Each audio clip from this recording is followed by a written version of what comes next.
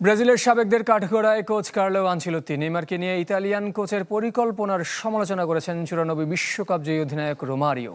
সাবেক footballer Philippe মেলেও ক্ষুব্ধ। টুর্নামেন্টের আগে কার্লোর চুক্তি নবায়ন ঠিক হয়নি বলে মনে করেন তারা। দেশটির সাবেক কোচ ভ্যান্ডারলেই লুক্সেমবুর্গের মতে দেশি কোচ হলে এতক্ষণে পদত্যাগের দাবি উঠত।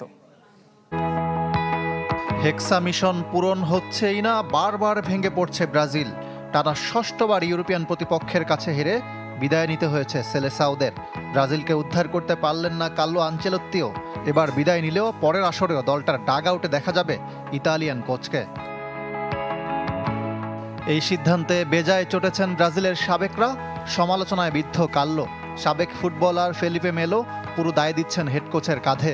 মেলোর সবচেয়ে বড় আপত্তি, নেইমারকে শুরুর একাদশে না রাখায়।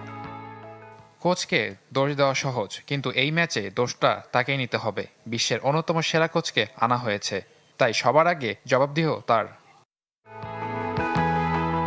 1994 বিশ্বকাপ জয়ী অধিনায়ক রোমারিও শুধু ম্যাচের কৌশল নয়, আনচেলোত্তির চুক্তি নবায়ন নিয়েও প্রশ্ন তুলেছেন।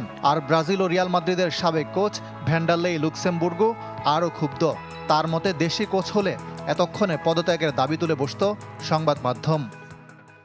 আমি হলে বিশ্বকাপের আগে আনচেলোত্তির চুক্তি নবায়ন করতাম না। কোচের মূল্যায়ন সবসময় টুর্নামেন্ট শেষে হওয়া উচিত। ফুটবলের শেষ পর্যন্ত ফলই সবচেয়ে গুরুত্বপূর্ণ।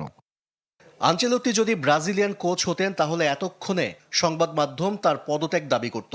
নরওয়ে যেমন হল্যান্ডকে ঘিরে পরিকল্পনা করে, ব্রাজিলের উচিত ছিল নেইমারকে কেন্দ্র করে দল সাজানো।